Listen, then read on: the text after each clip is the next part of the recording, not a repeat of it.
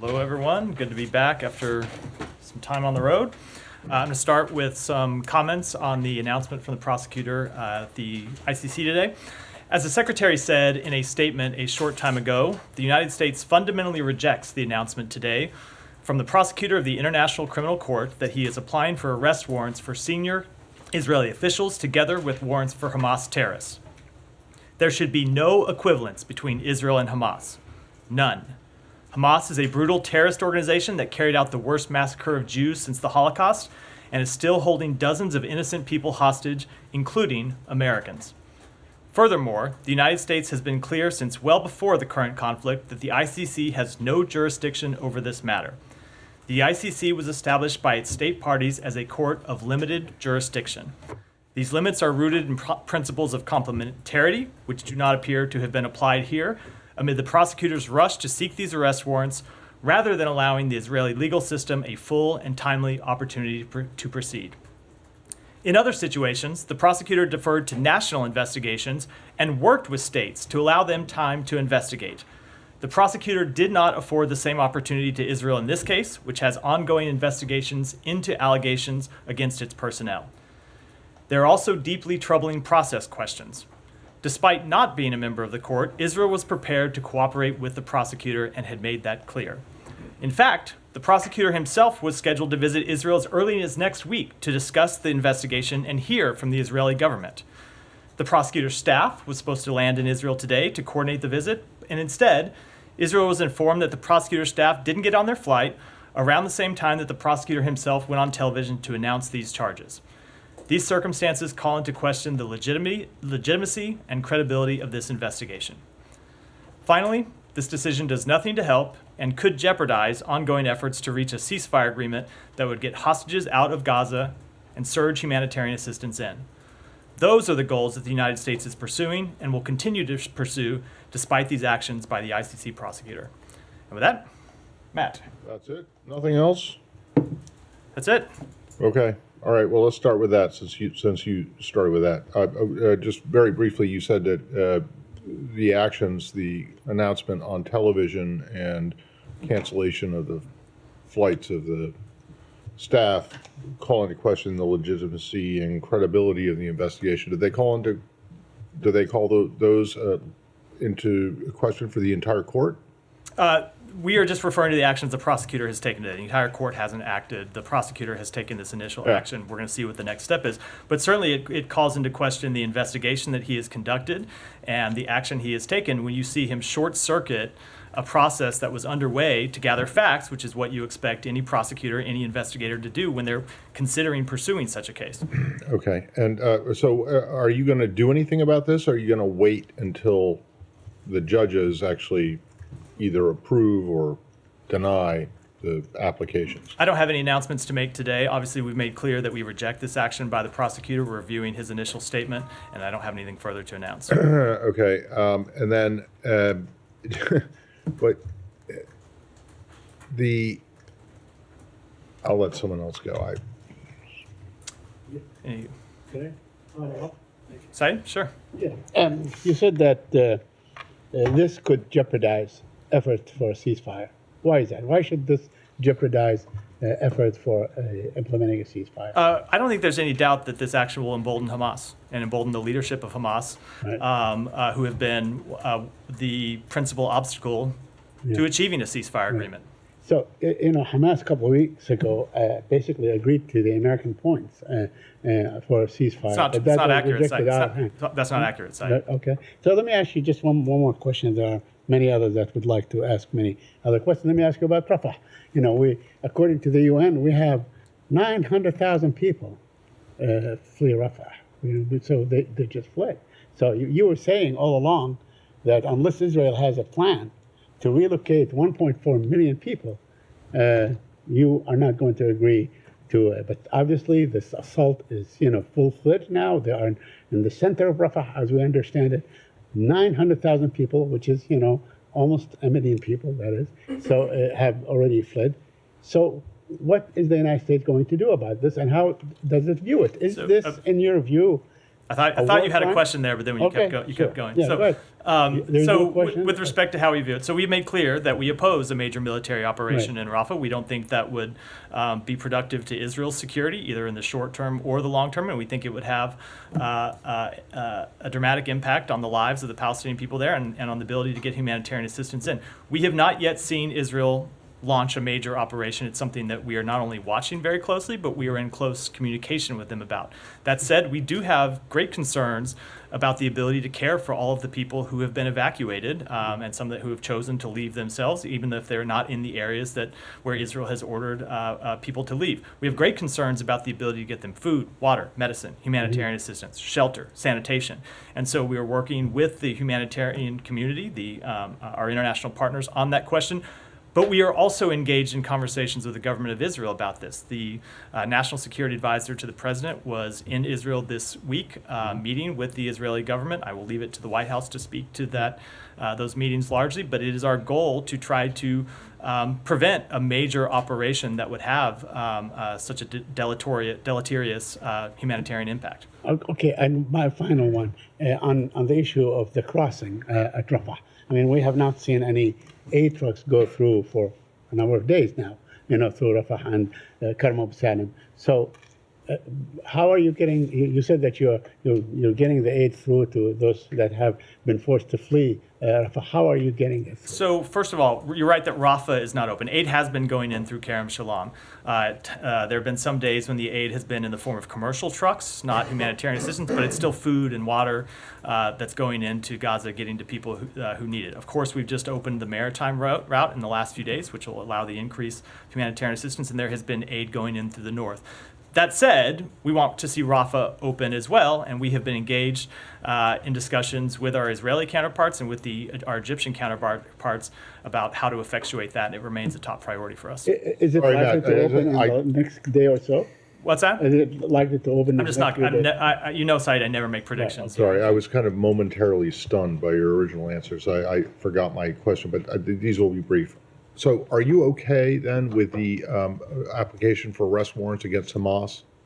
We do not believe that they have jurisdiction over either of the parties of this conflict, You don't think and that includes Hamas. You don't think that Hamas leaders should be prosecuted? We absolutely believe that Hamas should be held accountable. That could be held hold on. accountable. Let me finish. That could be either through the prosecution of the war effort by Israel. It could be in other words, being killed. It could be by being killed. It could be by being brought to justice in an Israeli court. We do not believe the ICC has jurisdiction over either of the parties in this case because the Palestinian people do not represent a state. Okay. And that includes the leaders of Hamas. But obviously the administration is also troubled by actions that Israel has taken post-October 7th. So where is the accountability for that? Where do the Palestinians go? This is a question I asked Ned a long time ago, over and over and over again. Where do the Palestinians go to seek redress? So let me answer this a couple of different ways. First of all, in the short term, with respect to questions of war crimes, Israel does have open investigations, a number of open investigations. We made this public when we released our report on National Security Memo 20, including some investigations that have become criminal investigations into conduct by members of the IDF. That is the first instance for judging whether someone has committed a war crime or a violation of IDF code of conduct. That's one of the reasons why we have concerns about the ICC. The ICC is set up to be a court of last resort. If a country isn't properly holding itself and its personnel accountable, that's when the ICC comes in, not in the middle of the process as they have done here. That said, ultimately, and you know this, Matt, and because we've spoken about it a lot, we believe that there should be the establishment of an independent Palestinian state. And an independent Palestinian state would have the ability to join the Rome Statute and become a member of the International Criminal Court, as every state in the world has the right to do. But that is not. So where do they go in the meantime? They are not SOL. I said, first of all, Israel has its own investigations. Second, we have accountability mechanisms here. We have processes that are ongoing to look at Israel's compliance with international humanitarian law. So there are places to look at these questions. It's just, in our view, fundamentally not a role of the ICC. And I should say, but remember, we have a jurisdictional complaint here, in that we don't believe the ICC has jurisdiction. But if you looked at the statement the Secretary made that I echoed in my opening remarks, that isn't our only problem with the action the prosecutor has taken. We also have a problem that he has short-circuited an investigation and brought this action without waiting to see where these Israeli investigations end up, without completing the trip that he had planned to come to Israel to look into these questions. So it's not just a question of jurisdiction, it's also a question of the way the investigation is being conducted. So let's just focus on jurisdiction for a second. Who does have jurisdiction here? So the government of Israel has jurisdiction. Over the occupied territory. We have jurisdiction. Over Gaza, which is not entirely occupied. They have jurisdiction into looking at the actions by their military personnel. The Palestinians, if they have a complaint, they have to bring it to Israeli courts. We have jurisdiction, and we have with the use of our equipment. I'm sorry. How do you have jurisdiction? With the use of our military equipment Matt, that we have provided. How do you have jurisdiction? If you look at the Leahy law, if you look at that's not jurisdiction in a criminal process. That's not in a criminal process, but it has to do with the determinations that we make and the policies that flow from that's it. not So, but Matt, long term, you were right that we want to see. You used to work for DOJ, Matt. You were come on. U.S. does not have jurisdiction. There are different. I wasn't referring to criminal jurisdiction, Matt. There are different ways to look at this. Long term, we agree with you that the Palestinian people should be a state that has and have the ability to make these determinations. But that's not where we are today. That's where we're trying to get to. You were fine with the ICC going after. Go ahead, Humera. Matt, what about the merits of the arrest warrant? You pushed back on the jurisdiction and the process. Does the United States, is it able to challenge the substance of the arrest warrant? I mean, some of the things that the prosecutor says, evidence his office collected showed Israel has systematically deprived civilians of objects indispensable to human survival, including restricting food, water, medicine, and energy. Is the State Department able to challenge the arrest warrant application on those bases? I'm not going to speak to all the details of the prosecutor's arrest warrant because there will be a process for getting into that at the ICC, and people will be able to challenge that. But I'll say we have spoken to the provision of humanitarian assistance, for example, recently when we issued the report on NSM 20, where we laid out where we have seen Israel not taking all the steps that we thought they ought to take, but we saw an improvement and a turnaround and an increase in the ability to get humanitarian assistance in. But I don't understand why you can't address this right now, because when... I'm not a lawyer in court going point by point by his arrest warrant. When South Africa brought the case in ICJ, U.S. called it meritless. And right now, can you call the substance of the arrest warrant applications meritless? So I will say we believe it is fully unfounded, should not have been brought.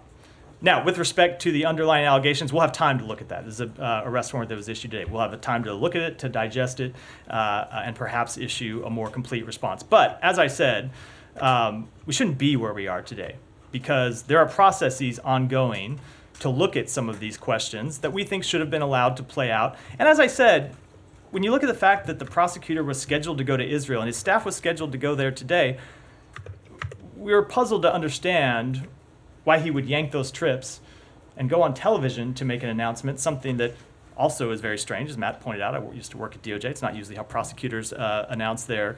I did not say that it was strange that he went on TV. You pointed out I used to work at DOJ. Is what I was referring to. It's a strange thing for a prosecutor to make an initial arrest announcement on television, not in a formal document. So we look at all these circumstances and have real concerns about it. Right. In terms of accountability, though. Sorry to put words in your mouth. I think it was the part that I meant I was attesting to was what followed. Not Eric Holder never did a TV interview. Not to announce an arrest warrant before we had issued any actual charging documents. No. So you're just angry at you're angry at the process that he used. I will say the process itself calls into question the underlying substance. Right. In terms of accountability, though, you talk about the fact that Israel has open investigations. So what kind of timeline did Israel provide you to conclude those investigations? So we have made clear to Israel that those investigations ought to proceed expeditiously, and they ought to reach conclusions as soon as possible. And have they provided you a timeline? I'm not going to speak to our internal discussions or speak for the Israeli government, but it is very difficult always to put a timeline on any kind of investigation, certainly on a criminal investigation, and I wouldn't want to do that on behalf of the foreign government, other than to say our expectation on behalf of the United States is that they should proceed and finish as soon as possible, but not at the expense of thoroughness. And that is always the balance when you look at investigation, is expediency versus thoroughness. You want to be quick, but you want to be thorough. That's more important. And my final one is, does the ICC arrest warrant, I understand you challenge it from a jurisdiction and process point of view, but I suspect the U.S. still recognizes the ICC, right? We do. Right. Yeah. So the fact that the prosecutor has applied for an arrest warrant and talking about crimes against humanity, does that give the State Department a pause or like give you second thoughts about the conclusions of the NSM report? I mean, you have raised certain concerns there, but then you did find Israel's assurances credible. Is that something that would make you rethink that conclusion? No, if we saw new evidence, we would always look at that and be willing to, we're always willing to look at our assessments if they are changed by new evidence that comes in the door. But we had conducted a thorough review in writing that report, and there's nothing that we saw in the charges announced today that changes our fundamental conclusions. Can I just follow up on Matt's first question or second question to you, and you saying that you have nothing to announce today in terms of action that the U.S. might take?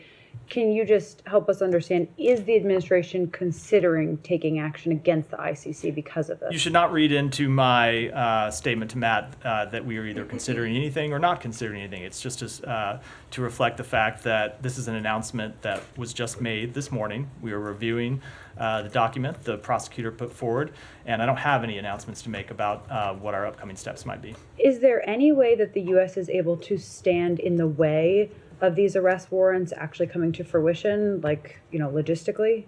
That is a question that is beyond my remit as someone who's not an international lawyer to answer. So I'm happy to look at that question and get back, but ultimately I think that's a legal question for the ICC more than us. And you said that the U.S. still supports the ICC as a legitimate body, but does this undermine the ICC as a whole? I mean, like, how do we think about those two things? You guys are still supporting the ICC investigation in Ukraine, yet here you're saying, you don't think they have jurisdiction. But how does that not make an impact on your view of the ICC writ large? The ICC has done important work over the years to hold people accountable for war crimes and crimes against humanity, and we have supported that work. And that's not changed by the announcement today, but I will say that we do have great concerns about the prosecutor and the steps that he took. And like I said, it's not just because of the jurisdictional question. It would be one thing if we were just looking at a jurisdictional dispute here where the prosecutor believed that he had legitimate jurisdiction and we believe that he fundamentally didn't. That is a legal question that lawyers can argue, as they often do. But ultimately, we look at the way the investigation itself has been conducted, and that gives us added concerns about the actions that he took. Okay. Yeah. Thanks, Matt.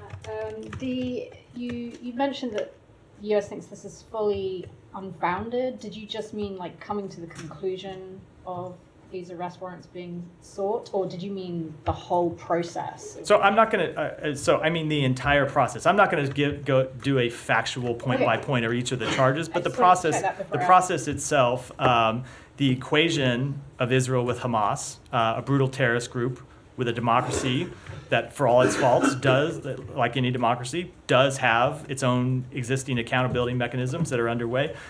We find that process and the outcome that has generated deeply flawed. But the ICC coming to this conclusion, presumably they're looking at pretty similar material to what the US looks at when you're doing your own process and assessment of the actions that that Israel has taken.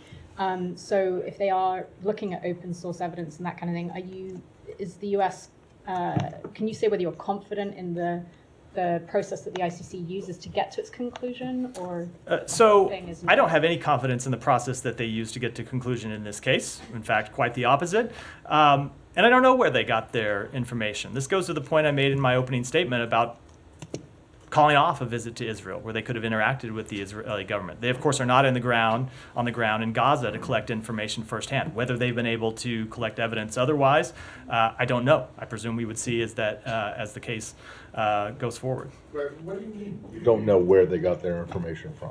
A lot of it's open source. That's so. My point is, do they have to go to Israel to figure out what public comments from Israeli officials? It is not just so. Whenever you're conducting a case, it's not just a question of public comments. I would think, if you were going to bring a case of this nature, you might want to go to the Israeli government and say, "Okay, we have concerns." Hold on, let me. We have concerns. We have concerns about. You're sure that they did? We have concerns about the following things. Why don't you brief us on your ongoing investigations and you know tell that us, they didn't. I know they have not conducted a full, complete process to that regard. There was a trip that was scheduled to go through some of these questions. but That trip has before been in. now- Whether they've conducted some limited review, I will let the Israeli government speak to that. I know that they have not, that the Israeli government was prepared to cooperate in much more extensive detail, and that process was ended by the action the All right, prosecutor let's turn took it today. around. What about Hamas?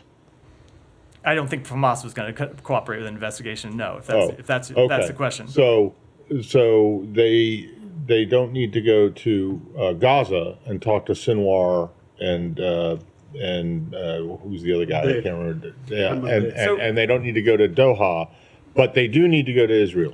So we don't even get to the question because there's a jurisdictional issue. Right? We don't believe they have jurisdiction over the leaders of Hamas who are in Gaza. But now you're. We have more than one concern about this case. I get that, but so I would say if you. But if they don't have jurisdiction, then why are you saying that they should have gone to Israel? Because Israel is not a member of the court, and you are not a member of the court. So why should they go to Israel? We have more than one concern. As we said in the statement, despite Israel, we made that clear in the statement, despite Israel not being a member of the court, they were willing to cooperate. With respect to Hamas, however, I would say it is.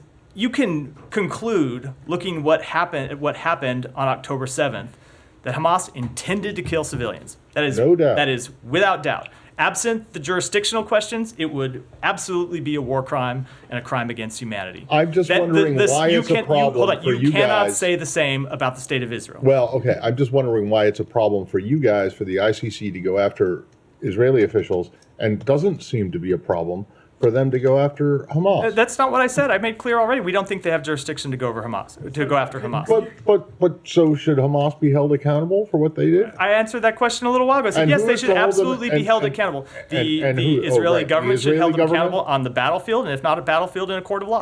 All right. Could you clarify something you said to Camilla? Sorry, Matt. You said that the fact that they were combined together, the two indictments, if they were separate indictments, if there were separate orders of arrest and so on, would that be acceptable? If, let's say, It doesn't change the jurisdictional it does objection. not, that we have. but that you would accept, just so I can No, understand. I just said the opposite.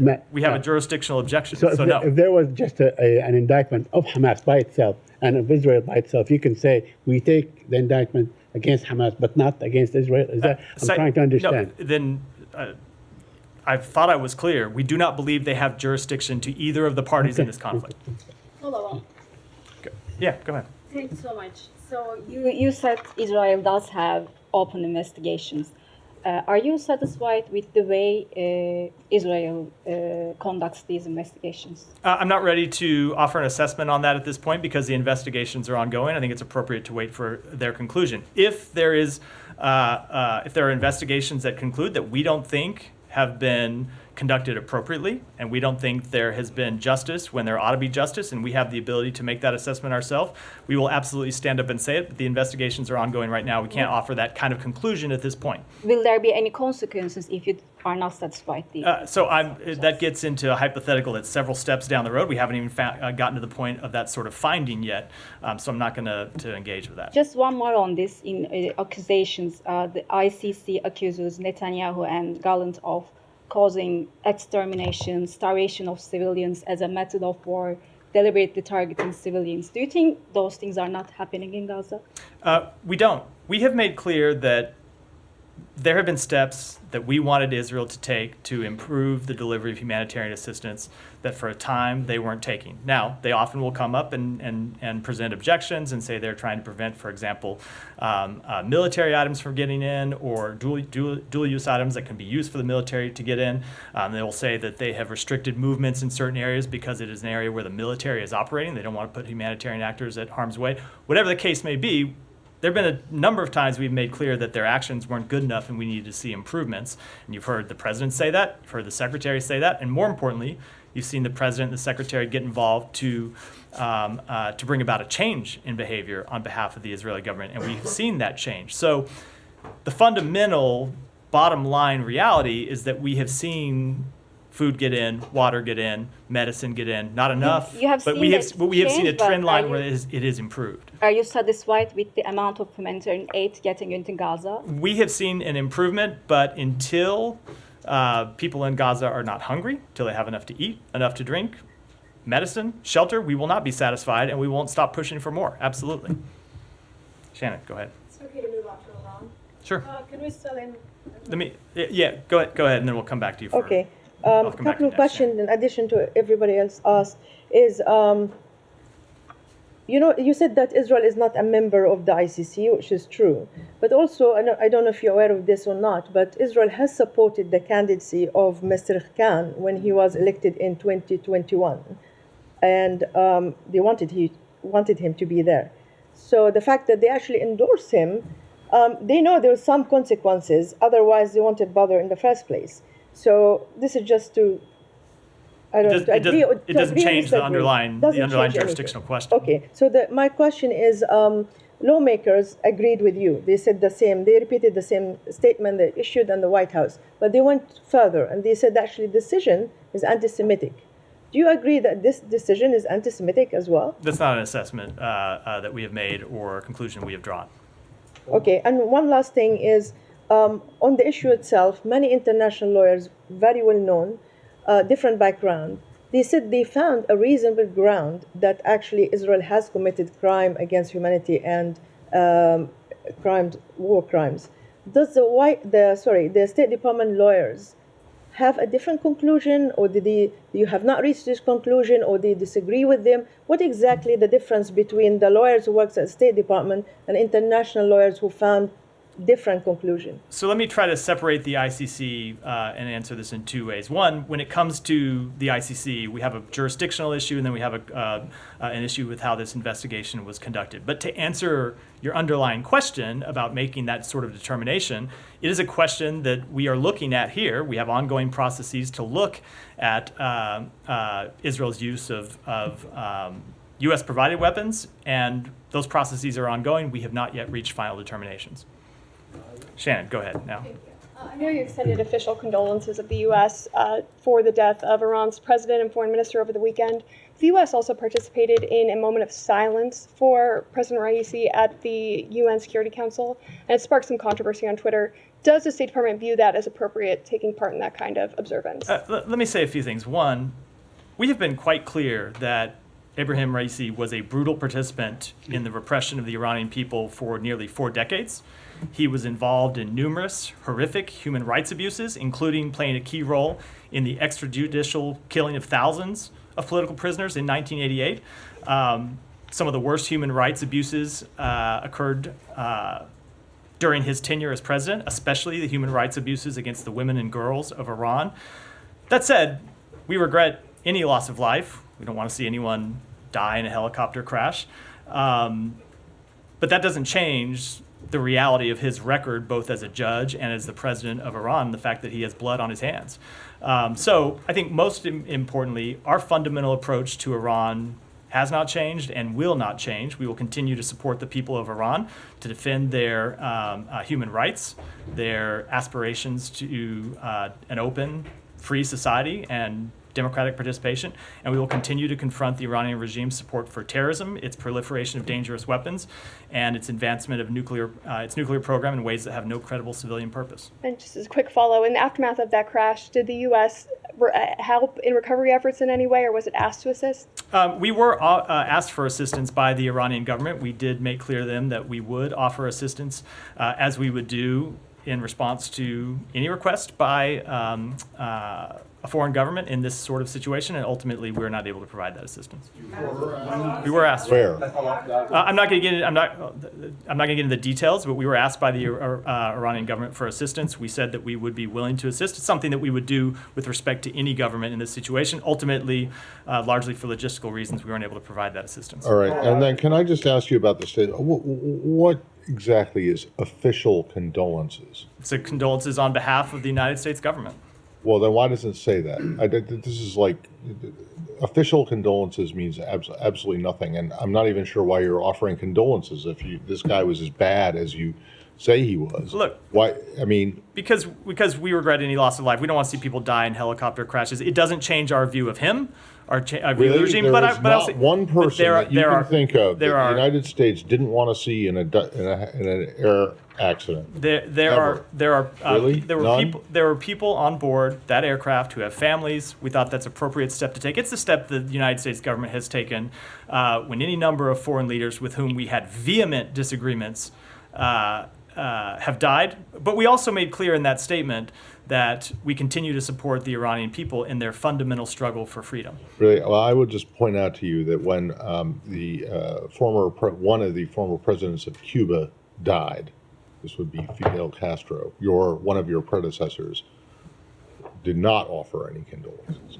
And basically said good riddance. So I will. And if you really think that Raisi was as bad as what you have laid out at the beginning, I'm just a little bit curious as to why you would put a statement out, no matter how short it is, but with the line official condolences in it. I don't get it. As long as we're addressing the historical record, the United States offered condolences when Hugo Chavez died, when Joseph Stalin died, people with whom we had great disagreements.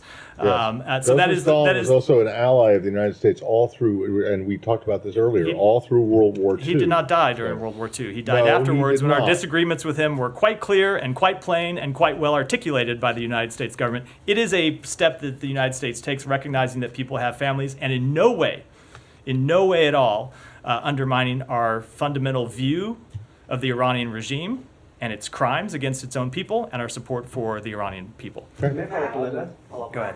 Yeah, Geeta, go ahead. Thank you. I think Matt's, he did make it clear that his point is on the word official. You mentioned a few condolences that you sent to other countries, but you did not use this word official. That aside, I'm sure you've probably seen that the people inside of Iran some of them are celebrating this incident. I was wondering what you make of that.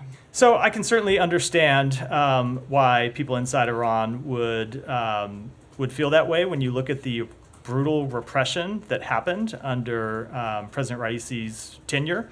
As I said in a comment a moment ago, especially when you look at his abuse of women and girls, I can see why people in Iran would feel that way in response to his death. But I obviously can't speak for them. Well, with the condolences and then support for Iranian people, aren't you sending contradictory messages? Absolutely not. If you listen to the statement I just made a moment ago, I think we've been quite clear about how we viewed his tenure. And you don't just have to look at what I said today. I don't think there's any country in the world that has been more clear-eyed about the Iranian regime and more clear-eyed about this president's repression of the Iranian people than the United States of America. We have made that quite clear. So it would be close 1 and 2, I think. We have been quite clear, and that has not just been with the words that you have heard from the senior-most leaders in our government, but has been the actions that we have taken, including imposing more than 500 sanctions on the Iranian government and Iranian entities for their destabilizing actions in the region and for the repression of their own people. Yeah. What's the U.S. government's official message to those Iranians who have been killed, murdered, attacked, wounded by this guy? The official message is that we stand with them as we have stood by them, and our policy of holding the Iranian regime responsible for those abuses has not changed and will not change, period. And more broadly, can you tell us anything about the origin of the crash, its outcome, and also potential implications for the wider region, please? So I have seen the statements made on Iranian state television that it was the result of a technical failure. I don't have any independent assessment to offer, and I wouldn't want, hold on, just... and I wouldn't want to offer any assessments about what the impact might be. You also on Iran. Iran? No. Yeah. Iran. Yes. Go ahead. Yeah. I know you were quite clear, but it still is very difficult for me to understand or even report on the statement that you just put out, the official condolences. Everything you're talking about is about supporting Iranian people, human rights. As was the statement that we issued. Exactly. And then there was another statement following your statement.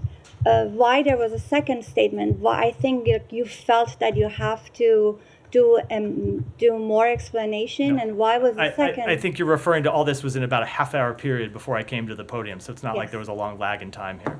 So how should we, as Iranian journalists, how can I report on your official condolences when you are all the time talking about supporting Iranian people? How can we tell Iranian people who exactly how Gita was talking about, they were very happy on social media if you check it. How are we going to report on the official? You don't have any diplomatic tie with Iranian government. So first of all, I would never presume to tell anyone how to report anything, but I would say that you can look at not just the statements I've made today, but the repeated statements over nearly 3.5 years by the President of the United States and by the Secretary of State and other members of the administration about our views of the Iranian regime, and more importantly, our actions to hold them accountable and our support for the Iranian people in their struggle against that brutal regime. Those have not changed, those will not change. Does this have to do anything with the indirect talks you have in Oman? So I'm not going to speak to any talks, real or imagined, but I will say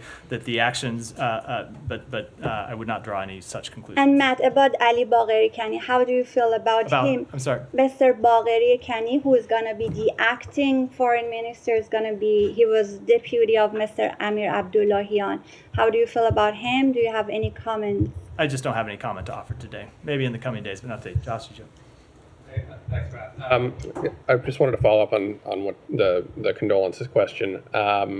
Seems like you're taking kind of a ask not for whom the bell tolls approach to this. A what approach? The John Donne poem, never mind. No, I just didn't hear it. Said not for whom the bell tolls, it tolls for thee. Yeah. Anyway.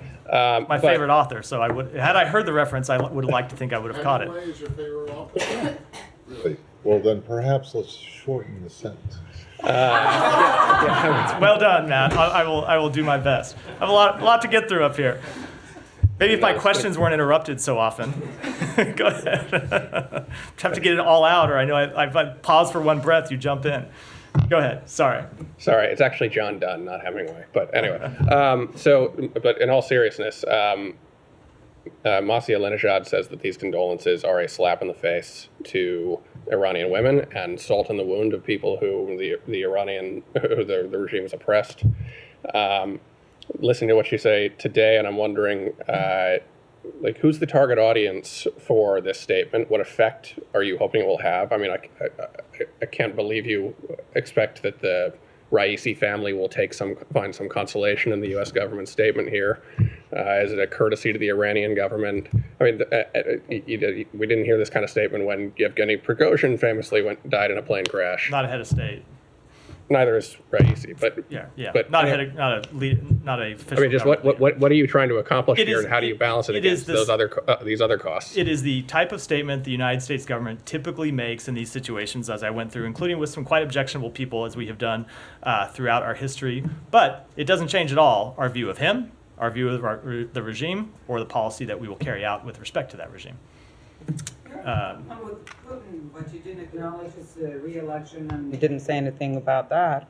But now you're expressing official different circumstances. Can I just get you to be a little more detailed on the I'm not trying to jam you up here. I'm just wondering, what are you trying to accomplish by saying this gesture? Is it supposed to have some sort of humanitarian effect on the families of the people who died? Is it a diplomatic thing that you hope will be reciprocated? Just talk us through. It has nothing to do with hopes of anything that will transpire. It is the appropriate step, we think, for the United States government to take in this instance, while also being very clear about what our policy is and what our view is of the Iranian regime. Humair. Just on this help that you said Iran has sought from U.S.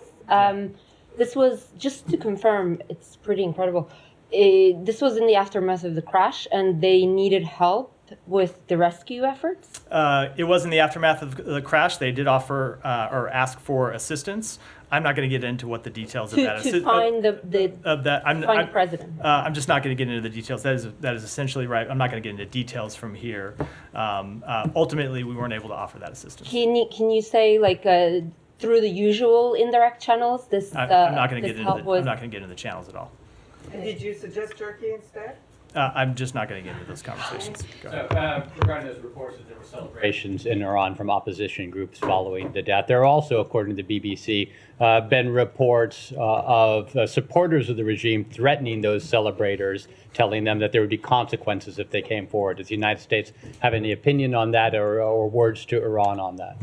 So one of the points we made in the statement that we put out, the short 2-sentence statement, was Iran will be selecting a new president right now. And as they go through that process, we will be supporting the Iranian people's ability to express their fundamental freedoms. Now, we have seen those freedoms cracked down on again and again. And it's not just the freedom to exercise their vote, it's their freedom of speech. It's other fundamental freedoms. And so I'm not surprised that you've seen an initial reaction in that light.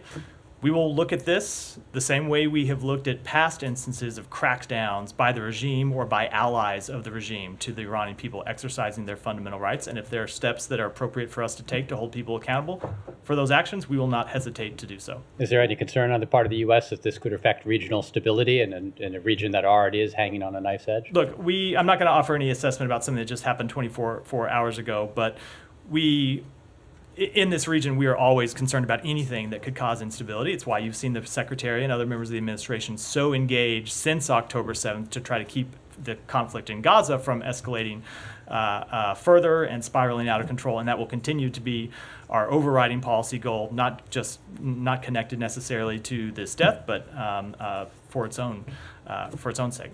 All right, any more on this topic? Go ahead. Thank you, Matt. Do you have any reactions and comments on the former Iranian Foreign Minister Mohammad Javad Zarifi, as he said that it claims that the U.S. is one of the main responsible for the Iranian president helicopter crash due to the sanctions?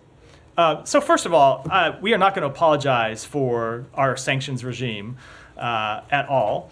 The Iranian government has used its aircraft to transport equipment to support terrorism. So we will continue to fully enforce our sanctions regime, including our sanctions regimes on aircraft for use by the Iranian government. Ultimately, it's the Iranian government that is responsible for the decision to fly a 45-year-old helicopter in what was described as poor weather conditions, not any other actor. And then, do you confirm or reject the indirect talks with Iran in Oman? I'm just not going to speak to those at all. We have long made clear that we have the ability to send Iran messages when it's in our interest to do so, but I'm not going to comment on those in any way. Okay. Janet, go ahead. Thank you, Matt. Two questions.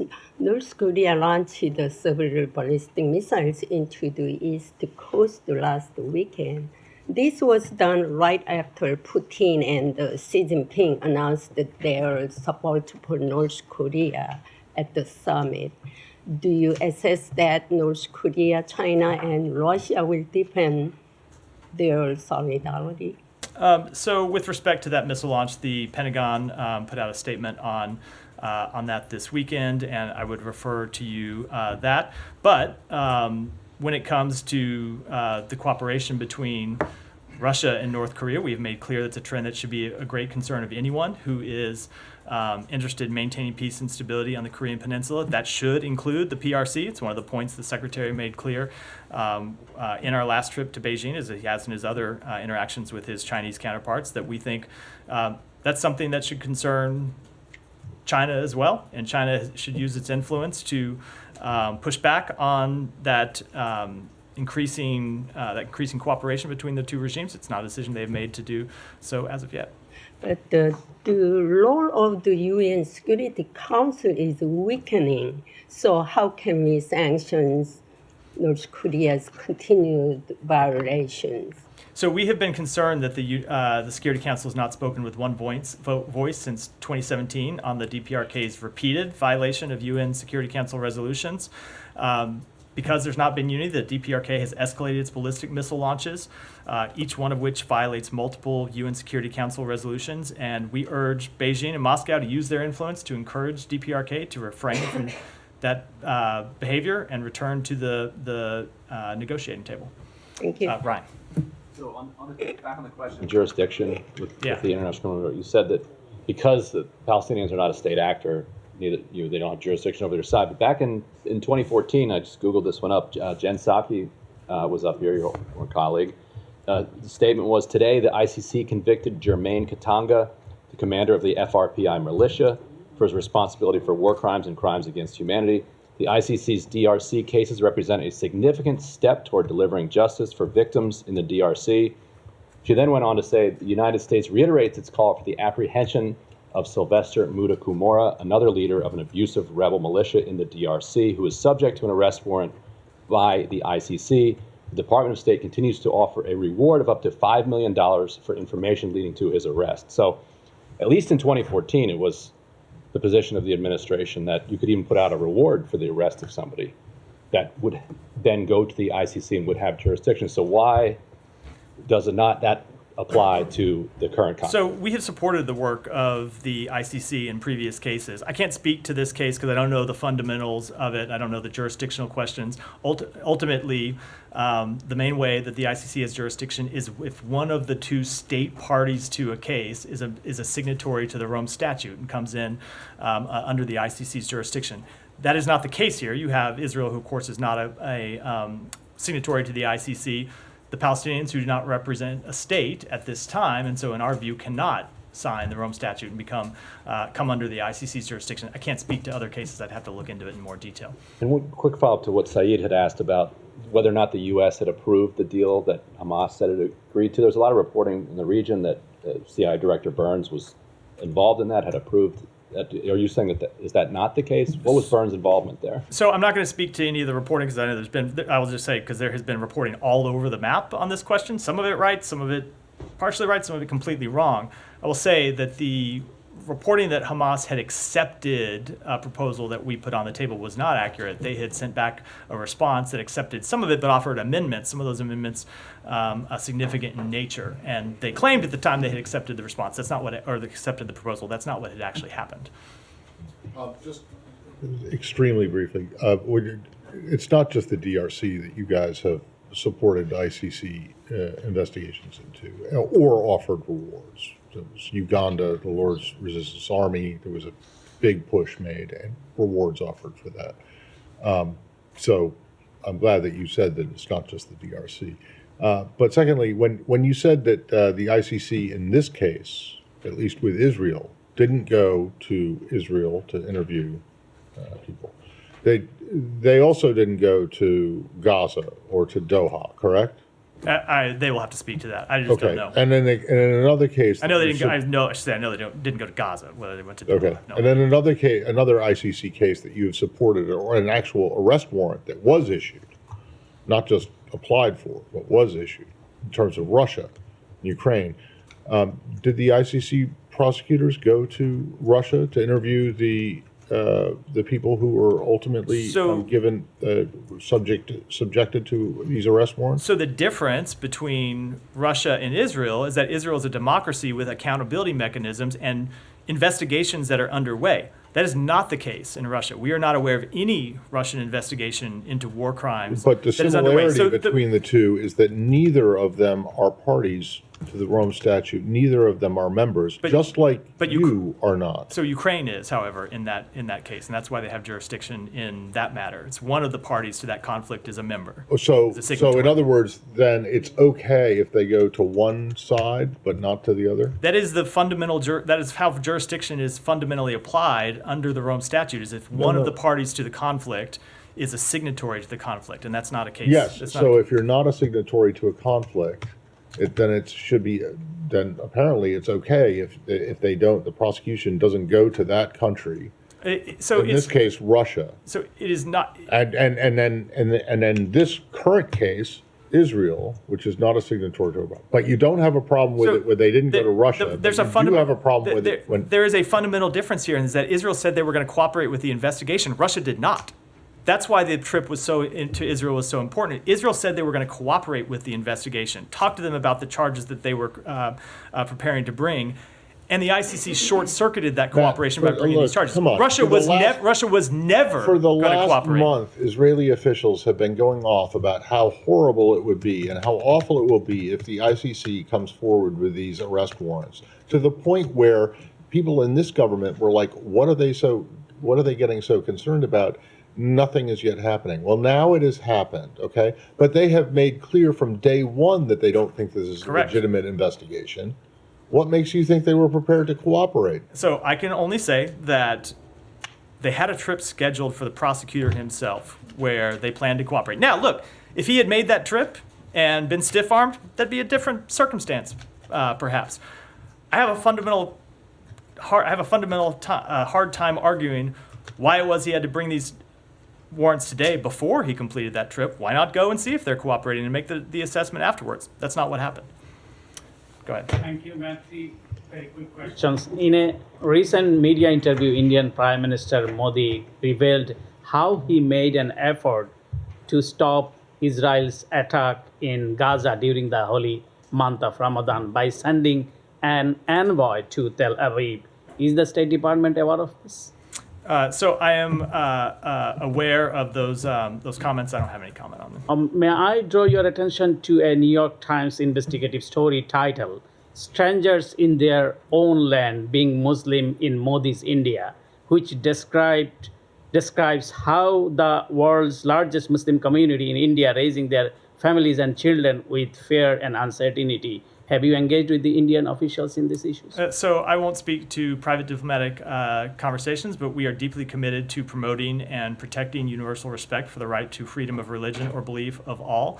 Around the world, we have engaged many countries, including India, on the importance of equal treatment for members of all religious communities. Is the U.S. considering reinstating the GSP facilities for Bangladeshi product, as Bangladeshi Foreign Minister told on Saturday, Assistant Secretary Donald Lu assured Washington would consider reinstating the GSP facilities for I just don't have any announcements to make on that regard. Alex, go ahead, and then we'll wrap for today. Ukraine, two questions. Yeah. You were with the Secretary in Kiev. We'll give you a chance to respond to this latest notion that the U.S.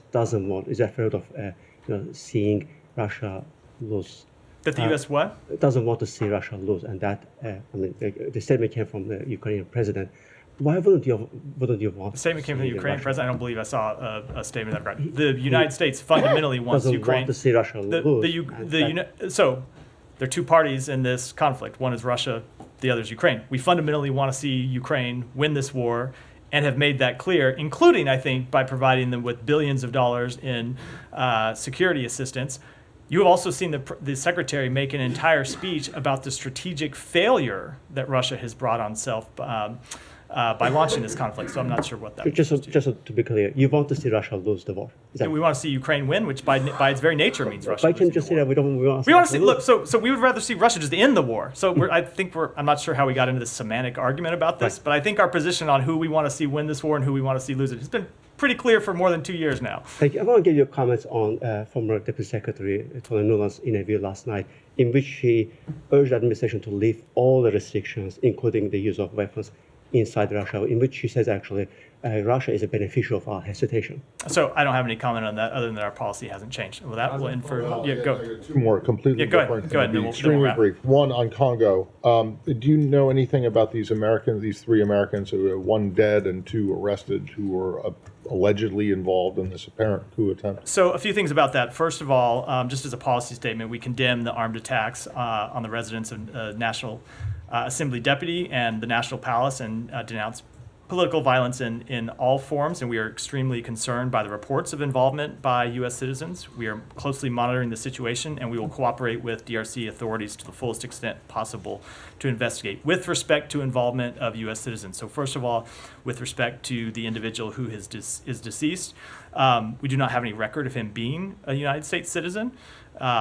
With respect to the other two who have been reported to be United States citizens, who are reported to be in custody because of privacy restrictions that you all are well familiar with, I can't comment on those cases in detail, other than to say that whenever a United States citizen is arrested overseas, we seek consular access, and we would do that in any circumstance. But you have sought consular access for these people who are reported to be. So I don't know if I can say that without violating the privacy rules in every. Well, either you have or you haven't. But you know the rule. You've been told. I get it. We have to go get a privacy waiver before we can say that. I know it's silly, but it's go apparently the law, so I'm going to follow it. Even before. Have the Congolese notified you that there are two American citizens who have been arrested? So, due to these privacy restrictions, there's not much more I can say today. They have to do it under the Vienna Convention. But I hope to be able to say more, as we often are able to do in these cases, as we work through these issues. And then on the guy who apparently died,